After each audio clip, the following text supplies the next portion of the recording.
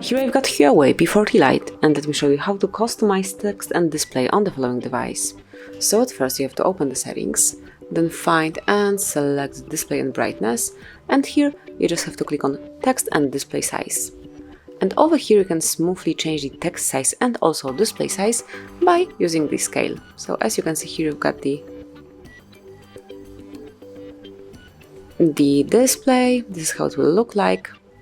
So you can smoothly change it like this, and also the display like that. So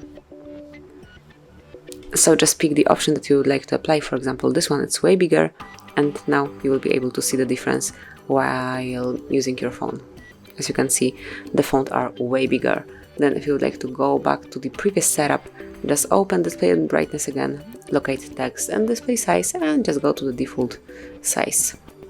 And now, as you can see, we are back in the standard mode. So this is it.